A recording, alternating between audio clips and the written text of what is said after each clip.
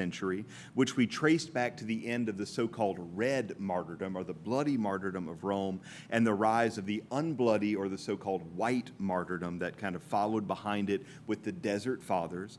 And these folks are basically seeking the life of perfection by isolating themselves from the chaos of the world. And we saw the kind of fullness of that with St. Bruno and the Carthusians.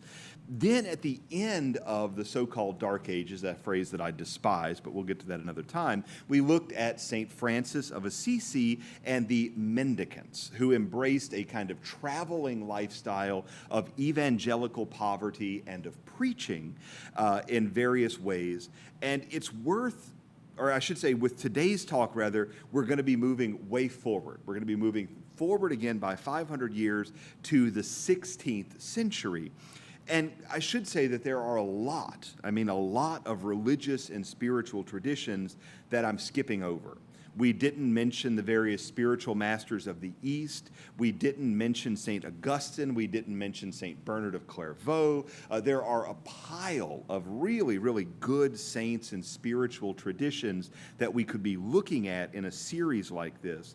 The reason I've skipped the ones I've skipped and chosen the ones I've chosen is that many of them do not translate to practical living now. We cannot take, for example, the teachings and structure of St. Bernard of Clairvaux and apply that in any way, shape, or form to lay life. You're talking about radical, extreme penance, not eating for days on end, combined with a mystical, strongly supernatural spiritual experience. We get the word clairvoyance from him. There's a lot of these traditions that they don't translate in any way, shape, or form. And a lot of the Eastern spiritual traditions are very, very monastic. They're wonderful, but they don't make sense to us with a Western kind of Christian background. And so the ones I've chosen are very specifically chosen because they translate well to living that spirituality out in the course of the lay life. And so in order for that to have been the case, 8 of our 12 total talks in this series will be historically set in the relatively modern time of the last 500 years or so. And so we turn our attention with that kind of disclaimer in mind to the north of Spain and the ancient walled city of Avila. And I'll say I've toured the city once with a pilgrimage group. I'm hoping to take a pilgrimage group there in 2025 or 2026. But I spent a week there when I was on sabbatical just walking around and absorbing the culture, absorbing the place itself. And wow, it's just a remarkable, remarkable city, shockingly similar to the way it was when Teresa was born and grew up and became a religious sister. It's an amazing place. So Teresa of Avila comes of age in the time of the conquistadores. There were fortunes to be made if someone was willing to take significant risk. And so a lot of young men, especially second and third sons who were not going to inherit from their parents, took to the high seas and went off to make their fortune in the newly discovered country.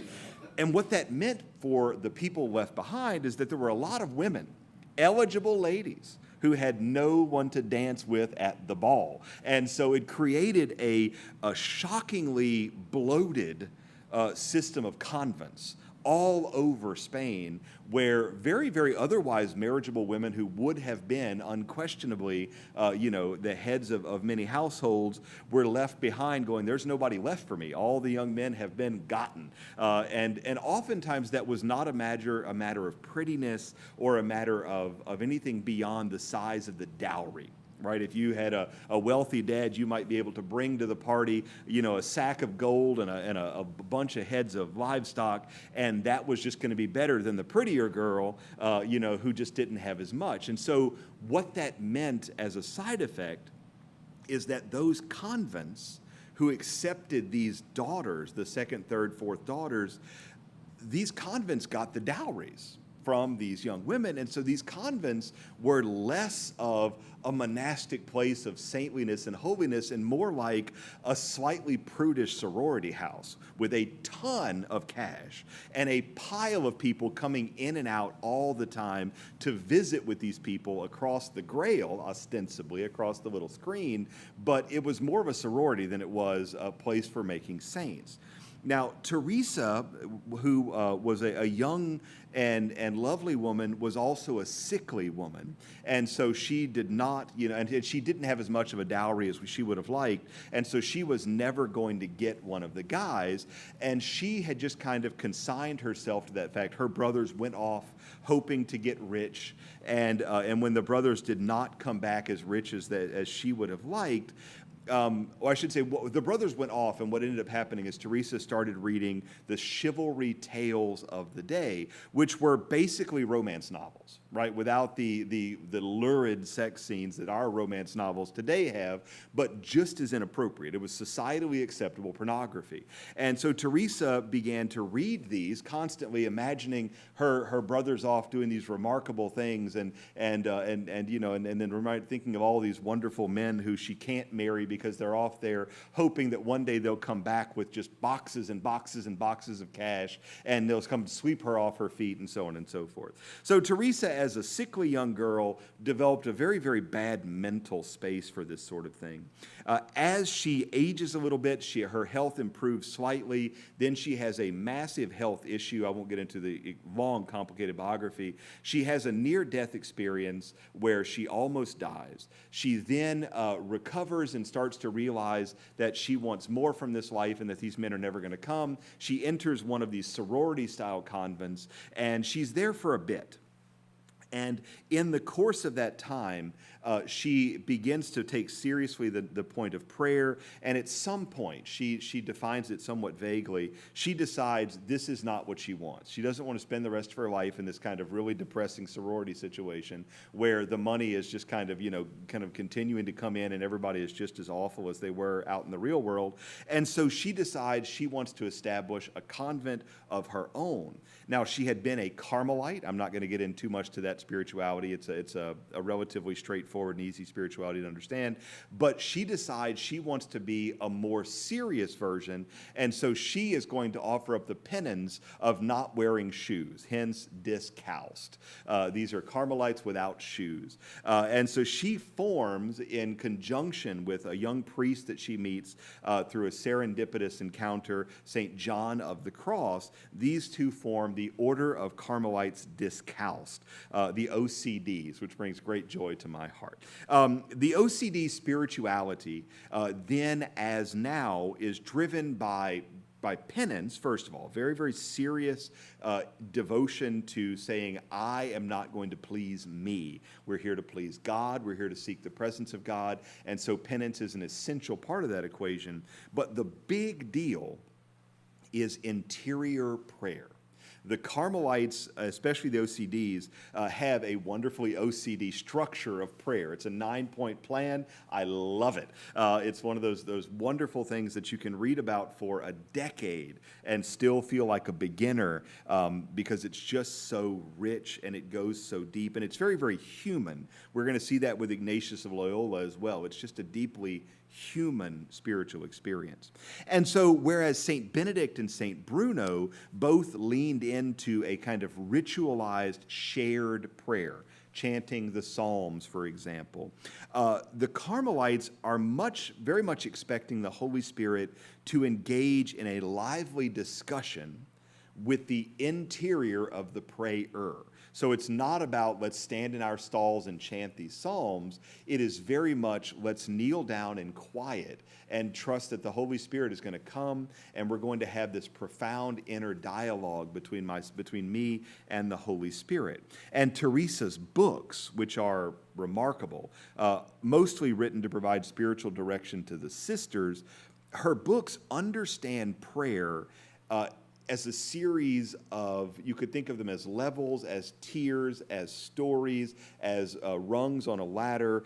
She tends to use the idea of mansions, how you walk into one mansion, then you get to walk into a more interior room, and then a more interior room, and a more interior room. And you can see where the romance novels kind of got stuck in her to a certain sense, where anyone can come in the foyer, but only the beloved can go into the bedchamber at the innermost part of the home. And so she describes it as this series of mansions which are concentric around one another, and how prayer brings us nearer and nearer and nearer to the perfect presence of God. And in that moment of intense nearness, she begins to lose logical reasoning language and begins to absorb poetic language. Again, coming from the great kind of poetic tradition of that time in Spain. And we start to get these ideas of these florid kind of notions of, to be near to the Lord is to look into the sun. And because the sun is so bright and our human eyes cannot conceive it, we are left with merely the darkness that is the Lord, and it not in a way that is evil, but in a way that is beyond our capacity to understand. And so the presence of God is the perfection of what she calls nada, nothingness. And we go, that's very confusing. Very, very deeply confusing. You read Miguel de Cervantes a couple of times and you say, I've got a better idea of it, but still. It's very, very Spanish, and it is very, very poetic, and that makes some people a little anxious about reading Teresa, rather. John of the Cross, the other great founder, in particular, struggled to explain in a logical way his profound experiences, and he ended up writing poetry. And then he would write commentaries on his own poems to try to explain what he meant, which is the most bizarre possible way to write a book. But that's what he did. And it's part of the reason that Teresa is the kind of overrepresented spiritually. Her writing is very logical, and it is not as difficult to read. John is very difficult to read. And ultimately, the people who like John are poets by nature. Pope St. John Paul II actually wrote one of his theses on faith in the writing of John of the Cross. And it's unreadably complicated because Pope John Paul II is a poet. And he's reading this and he's going, I feel like I need to write a poem in response to that poem. And it's this lyrical nonsense that you go, I'm not a poet. I'm a math guy. I write computer software. I don't do poetry. And I deeply struggle. It's sort of like someone who reads, the Scottish poet who did the Slouching Toward Jerusalem. What's that poem? It's Keats. Is it Keats? It's Keats. And you get to the end of it. It's Yeats. That's right, W.B. Yeats. And you're reading this poem and you're going, it sounds really deep, but I've got no idea what's happening. And it's very much like that. John is wonderful to read when you are in a place of deep spiritual calm. I generally tend to pull John out when I'm at the retreat and I'm already 3 or 4 days in and I'm in a very nice, even place. Then I read it and I go, I still don't understand it, but gosh, it just feels good. John is tough. Teresa is much, much more accessible. John famously wrote 2 great of these poem commentary books. The first is called Ascent of Mount Carmel, and the second is Dark Night of the Soul. He also wrote quite a lot more, but again, as I said, it's difficult to read. Teresa is well known for her books that are instructions to the sisters, where you're talking about the interior mansions and things like that. But I don't recommend people read any of them. I recommend instead people read a wonderful, wonderful summary book by a priest named Father Thomas Dubé called Fire Within. It's a single book. It gives the basic outline of the story of Teresa, the story of John, the story of the Discalced Carmelites. Then he gives a wonderfully structured, understandable, and clear explanation of how to get holier and how to grow in prayer. It's wonderful. It's an absolutely remarkable book. And it's one of those books that people who are longtime Carmelites come across and they go, Why didn't I have this thing when I started? Because I'm mean. It's wonderful. It's really, really good. Again, that book is Fire Within, and the priest is Father Thomas Dubay, D-U-B-A-Y. I've read probably 50 books on Teresa, and I've never come across anything that even comes close to the clarity and the precision that Dubay writes with. It's remarkable. Okay, so the spirituality, let's just kind of quickly get through that. The Teresian spirituality, as it's sometimes called, translates really well to lay life. Whether you're busy or whether you're not, whether you've got a lot going on and you've got to be out of your house a lot, or whether you have a lot of time alone, fundamentally, Teresa says that basically prayer is what matters most, right? Penance helps us with prayer, but prayer matters most. And she says prayer happens in 9 phases, 9 levels, 9 levels that build upon themselves. And they break out into 3 groups. The first of which, and I'm going to steal this outright from Father Dubay, so I'm going to just steal it, and I'm not even going to pretend I'm making it up. The first 4 of these 9 levels she calls the purgative way. This is where we have to, in a very real sense, kind of shed those parts of ourselves that separate us from the love of God. What can separate us from the love of God, St. Paul says? Really just us. And so it begins with vocal prayer, right? We say prayers out loud. We vocalize our prayers. And so we have to begin with vocal prayer, and that kind of allows us to offer to the Lord both the senses of our hearing, but also the expression of our bodies. With this comes the notion of going to confession. With this comes the notion of ridding ourselves of mortal sin. And then as we have begun to embrace vocal prayer, then we can move to mental prayer. Mental prayer is the prayer that is in the mind, but it is still a dialogue, right? It's still me saying things. I'm just not using my mouth to express them. And as we grow in mental prayer, we grow in humility. We grow in a sense of kind of quieting ourselves and putting ourselves more in a position to listen to the Lord. She adds to that affective prayer and acquired recollection, both of which are a little too complicated to explain in a sentence. But basically, this is the idea of my prayer needs to move beyond just ideas in my mind and needs to become something where I am kind of recollected and I'm listening to the Lord and I'm letting my entire self pray, whether that means for me that's sitting in a chair or kneeling down or wherever I am, it's bringing my whole self now into a place of readiness to receive the presence of God, whatever that looks like for me. And so the first four notions of prayer, this purgative way, are relatively easy and happen relatively quickly.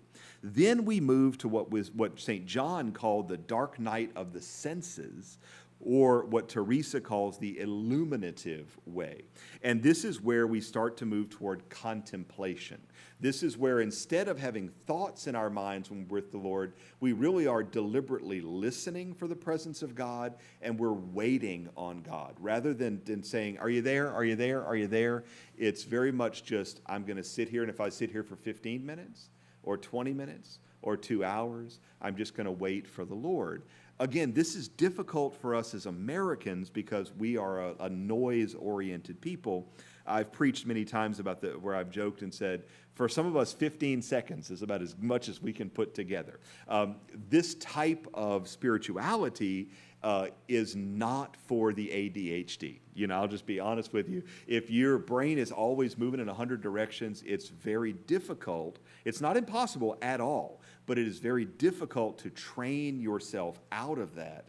And if I live my life in that mode and then I try in my prayer time to become entirely different, that's going to be challenging, really challenging. So this is one of those kind of things where if our dispositions line up, or if we just really want it, anybody can embrace this Carmelite spirituality, but there is a certain component of it where it's nice to have the right disposition. So we had vocal prayer, mental prayer, affective prayer, acquired recollection, this infused contemplation, which comes as a gift from the Lord, and then the 6th is what she calls the prayer of quiet. And this is where we really enter into, I am simply looking for the presence of the Lord. I want quality time with God. I have no desire to say. I have no desire to hear. I don't need to have something figured out. I don't need to achieve anything. I'm wasting time with the Lord because I love the Lord. And that's where most of us feel like this is a good place to be. If I could do this, this would be great. But St. John and St. Teresa have 3 more levels, which he calls the dark night of the soul. She calls the unitive way. And so this is where she talks about having a simple union with the Lord. Doesn't sound that simple to me. Conforming union with the Lord, and then a transforming union with the Lord. And each of those, of course, has quite a lot of explanation behind it. But basically, this is Teresa's explanation of how you become a saint who experiences this profound intimacy with the Lord. And I'm not honestly going to try to delve through that list and explain it in detail. It's the kind of thing that can be done in about an hour-long talk, but I would struggle to do it in 3. Just because I'm more verbose. Again, Dubé is the way to go here. Father Dubé's book is wonderful. And the OCD in me actually lines up very nicely with the OCD spirituality because it is very structured, and it allows you at your own pace to say, hey, I've got some time every day, and so what can I do to put that to good use? Ignatius is going to have some very different ideas at roughly the same time and roughly the same place, but Teresa and John really have this beautiful notion of saying, God's presence is enough for me. That's what I want, to be in the presence of God. I'm not looking to accomplish or achieve. I simply want to be in the presence of the Lord. When we get to Thérèse of Lisieux, we will have the logical conclusion of this, which says, I simply want to be at the Lord's service at any moment, whatever he wants. If he wants me to sit, if he wants me to go, that will be the kind of conclusion of this. But for Teresa, it's just, how can I be in the presence of the Lord? Now, in order to accomplish this, you do need a good bit of quiet. Beginners will find that 15 to 20 minutes a day is plenty. But once you really start to dig into this spirituality, and if it really jives with you, you could find yourself spending 1 to 2 to 3 hours a day in quiet with the Lord. Part of that being perhaps the rosary, which would fall, very early on there in the vocal and mental prayer zone. But part of that just being sitting with the Lord. And, obviously none of us are going to become nuns or priests in that order, but it is entirely reasonable to set aside a couple hours of your day if this really jives with you. It's kind of like, I've heard it described by other people, it's kind of like the gym. The first time you go to the gym or the first time you go to exercise or go to the rehab place or whatever, it really is awful. You just hate everything about it. It's unfamiliar, and it's just not something that's necessarily a lot of fun. And you're getting soreness, and you're stretching, and you're going, it's really boring to sit here for an hour and do absolutely nothing. But as you kind of get into it and you realize there's a real benefit to it, and you start to see some benefits in your own heart and mind and soul, then you find yourself saying, I can get why people want to spend a lot of time doing this. I get why people want to come back again and again and again. And it works the same way with this spirituality in particular, because there is a clear sense of directionality. With Francis, with Benedict, there's just a sense of, we do this, it's exactly the same thing we're going to do 20 years from now, and we just want to get deeper into this. Whereas Teresa is saying, this is the direction we're going. There's a clear direction, there's a clear path, and for some people that's a really helpful approach. And so that really kind of does sum up, in a broadish sense, the Discalced Carmelite spirituality. It is a bit more complex, but it's also a good bit more accessible. If you find yourself really interested in this, there is a group of lay Carmelites that meets in Alexandria once a month for prayer, and they have a talk that is given that helps them understand Teresa, and then they have books and things like that. I gave the talk there, I guess, about 6 months ago, something like that. But that's a wonderful little group if you're interested in it. And so unlike Benedict or Bruno or Francis, any of us really can start the Teresian way right away. There's a ton on the internet, and again, I strongly recommend Fire Within. I have a physical copy as well as ebooks and audiobooks if you're interested. They're really, really excellent spiritual tradition. And so next time we will look toward the very, very polar opposite of this with Ignatius of Loyola and the Jesuit spirituality, which is absolutely one of my favorites. I was strongly deciding in seminary whether or not I wanted to be a Jesuit or whether or not I wanted to be a Carmelite. These were the two directions I wanted to go if I wasn't going to be a diocesan priest. And ultimately I said no to the Jesuits because there weren't any sane Jesuits I could find. And I said no to the Carmelites because the spirituality, ultimately, my interior spirituality is very Carmelite, but my exterior way of expressing it really didn't line up with them. And so my spiritual director and I thought about it at length, and I had a wonderful Carmelite spiritual director, and it was a lot of good things going on, but ultimately, these are the two spiritualities I really, really connect with. And so next time, Ignatius of Loyola. Until then, I'm Father Ryan Humphries. This has been the CU Catecast, and I hope to see you again soon.